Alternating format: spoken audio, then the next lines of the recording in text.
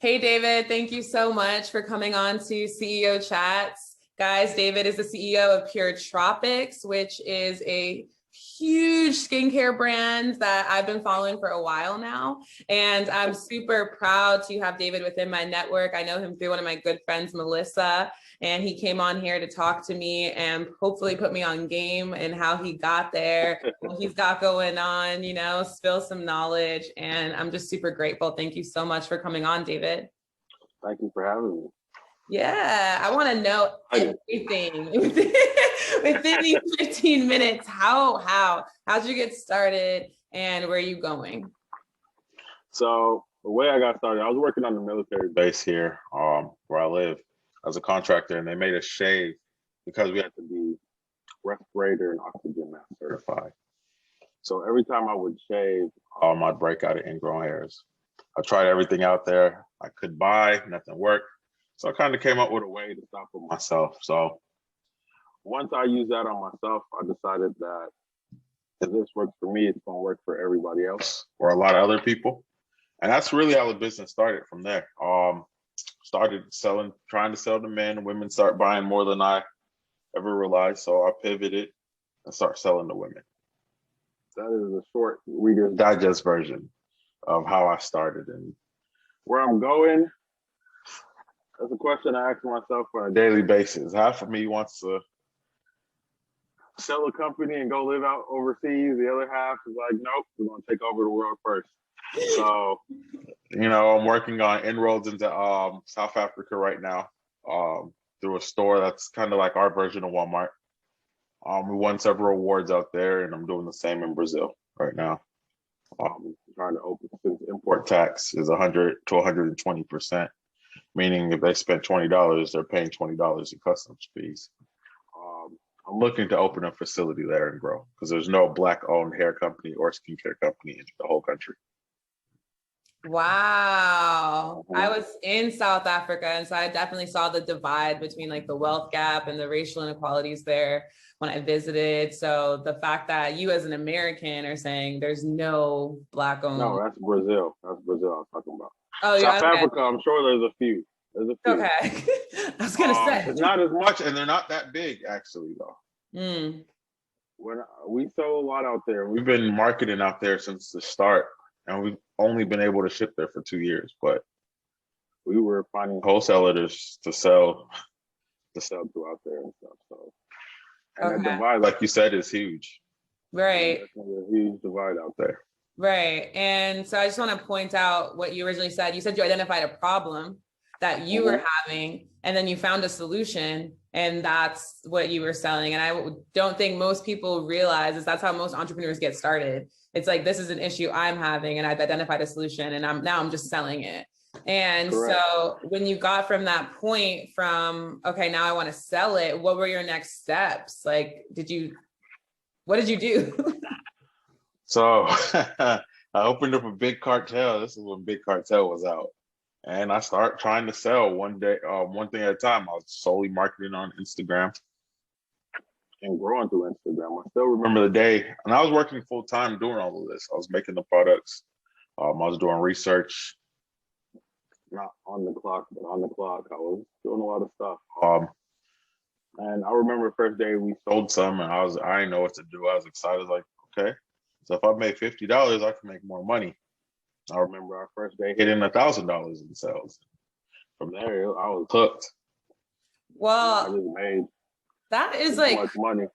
That's crazy work ethic. Like, even for me, like you said, I made $50 and I kept going. I researched, I kept working. Like, what kept you consistent throughout that process? And like, what did your circle of people around you look like?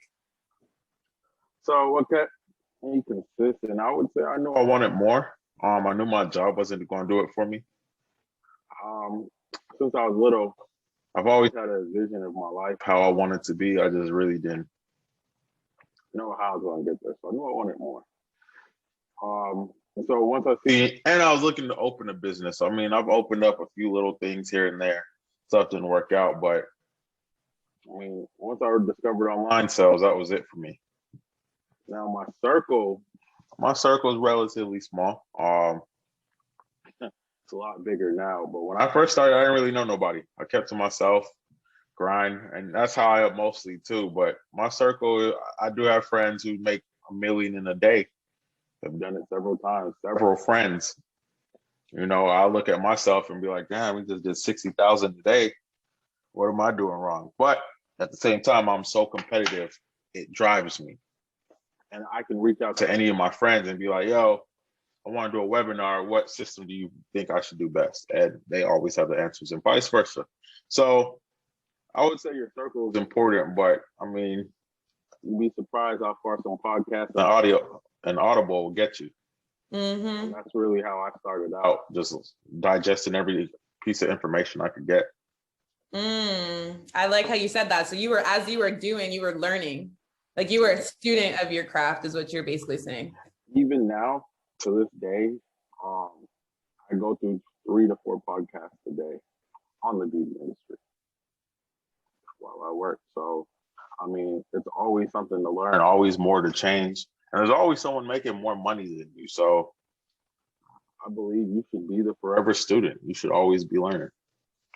Wow, I love that. Thank you so much. I'm the same way. I'm always listening to podcasts about real estate, entrepreneurship, YouTube, and like how to grow and expand, because there's just always something that you can pick up, even if you're hearing this information over and over. But so one of the things that Melissa was telling me, and I'm not sure how much this is true, shout out to Melissa, but this is like literally the reason why I started this interview, is because she said like there's a group of you and your friends who like met up. I'm not sure if this was like Zoom meeting or phone calls, all in different industries, and you guys really like supported each other and helped each other grow. Is that right? Yeah. So I got friends like Nehemiah or Josh, Chris, and Marcus.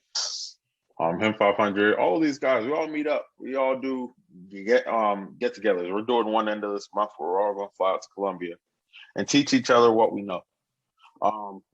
When I was in Brazil, I was with some crypto guys. I mean, one guy's 24, he just did 100 million in crypto. And yet you'd be surprised at how much information they teach you, how much they sit down. He sat down with me like, yo, you need to do A, B, C, D, E. Looked at all my stuff. I have friends doing 50, 60K. 50, 60 million in Bitcoin, and they're open to share. So I find that opening yourself to new people, and we have a strict no new people clause in our friendships, but we always bring in new people who hustle, right? So open yourself up to new people is very important. I mean, most of my best friends I've met while traveling in another country, and they've traveled with me the rest of the world. So I mean, matter of fact, one of my good business friends, I sat on a plane going to Colombia. This was before all the Black people discovered it. And flew, and he sat down next to me. I was like, there goes the neighborhood. He ended up getting trapped at the airport. He ended up staying at our Airbnb for 2-3 days. And through him, I met one of my very good business friends, owned 7 Papa John's, all kind of stuff. So, I mean, you meet people just by being friendly. And once you do, you guys share that knowledge with each other. You provide value for each other. You guys will both grow. Yeah, I was just going to ask you, I hear you talk a lot about traveling and meeting people, because that's another thing. Like people are going to be watching this and looking at us and being like, well, of course you guys know who you know, but like, I'm sitting in this chair. I want to meet friends like that. I want to have millionaire friends. How do I do that? And so what do you say to that? Here's a good story to that. I was listening to a podcast about a young Black guy who has a beard company in Atlanta, a beard oil company. I searched him on Instagram, found him, checked out his profile, hit him up. Like, yo, what's good, bro? I'm so-and-so. This is what I do. We're in the same industry. We need a link. Let's go grab coffee. He hit me back. Hey, just let me know what time. Fast forward 4 years, we're amazing friends. We kick it all the time. I've built products out for his company. He's brought information and people to my company, and we share info like that. He called me yesterday. Like, yo, I just sold all of this stuff. I got some extra equipment. Can I send it? You want me to send it to you? Send me your FedEx account. I'll send it to you for free. So, I mean, don't be shy to reach out. Don't be shy to reach out. I will be in anybody's DMs who I deem that I need to get close to. So you're saying put yourself out there. You know what I mean? That's how I built my brand up. All these influencers with my products, I have very famous people, and I slid in their DMs and hit them up and sent them some products for free, and they didn't charge because I took time to build a relationship with them. Where now, we text and we don't know how to build a relationship. If we go back to that phase of building it and becoming cool with someone, that's how you end up getting stuff, getting help, and meeting more people. But what about the people who are like embarrassed to do, like, even my YouTube, like some people are like, I don't know how you do it, even your Pure Tropix thing, and you're reaching out to people, and you might have not been where you wanted to be yet, but you're reaching out to people who are doing more things than you, and you're like, you had the audacity, like I say, the audacity to be like, hey bro, what's good? And there's a lot of people who have egos, especially men and women and stuff like that. So how did you push past like your own ego to do these things? I'm not going to say I pushed past all of my ego, right? For me to sit down and make a YouTube video feels horrible for me. It's torture. But then I'm not one of those people who need to be up front. But you sit me down and I can break down the whole galaxy to you. But I think your will to want to succeed has to be higher than that. I'll just tell someone, man. I said back in the day when I would go to the club when I was in my younger days, I would always holler at the prettiest girls because nobody else did. They were all scared and thought everyone else. And it's the same model or effect. If I see someone doing well, I'm going to go congratulate them. I'm going to go, add value and tell them, yo, if you need any help, this is what I'm special to. And so by doing that, and I do find some entrepreneurs that have an ego, but when you actually get to know them, we're all open to share. We're all open to learn. There's a few DMs I don't respond to, but there's not many DMs that I don't respond to. There's a few. You'd be surprised as cash out requests I get and sob stories. Wow. Right. But there's not many DMs I don't personally respond to. Okay. And the same goes with a lot of entrepreneurs I know, because we all been to where someone else is, and we all built up from that same struggle. So part of it is looking back to help others. Now, I might answer a few questions and then point you the direction of my course, but I still answered and I'm still going to help you. But I think take a chance. I think most people miss out of fear of failure or rejection when, that should be something we're all used to by now. Right. Well, I have to ask you, so what are some of the things that at this point, at this level, that you might still struggle with that you could share? Depends on the day. Right now, Facebook ads suck. I can't, last week I was like, fuck, I hate TikTok. Well, I gotta start making money on here. I watched this. I spent 4 days watching YouTube videos on TikTok, and I'm not gonna be making videos like that. But I end up paying some guy off of YouTube to sit down with me for an hour to teach me TikTok, and I call my other friends. So there's always something new to learn. I don't want to run Pinterest ads, but hey, I'm going to start. I took the time to learn. I took the time to reach out to some friends, and I'm a big beggar. I don't care what anybody say. I'm cheap too. I'm gonna call everybody I know to get the information I want. You give me a little piece, I'm gonna run with it. Right. Call my friends. I'm just scared. Like, I guess for me, I see myself like I'm at like the 6-figure mark right now, and I see myself growing or whatever. Yeah, because I'm a realtor, a real estate broker, and then I also flip houses, and then I'm also a landlord. So like You're in Philly, right? Yeah. Mm-hmm. So I have my homeboy Pat. He does out there. He flips houses, apartment buildings, and my boy Doug Pete. So you need to be sliding in their DMs. I know. Sliding Doug's wife's DMs. Yeah, answer faster than him. I'm scared because I'm like, what if I'm never satisfied? Like, there's like no end. There's no end. So this is. I tell my mom like, yo, I'm mad. I've only made $1,000 today, which is horrible for me, right? It sounds like a lot, but before I ever start doing Facebook ads, I was doing $1,000 a day. Just over. This is 3, 4, 5 years ago. So for me to be there now sucks. But there are aspects out of my control that affect that, such as Facebook and Instagram, not Instagram, Apple going back and forth. Everybody's losing. But I know that while that's going on, I can still make wholesale orders. I can still do all this other stuff. But at the same time, I can't really focus on that, right? So you look at it, I don't know if I'm there yet or there's another ladder. And my mom always talks about what you're doing good. Doing good isn't for me. I had to get on her yesterday. Like, oh, don't put your fears on me. I will never have enough because the higher you get, the higher the ladder rung is. So you're always going to climb. The thing is, when you're climbing, you have to make time to look back for others. There's never going to be enough. I don't know no one rich person who says I have enough. I don't know no doctor who says I've learned enough.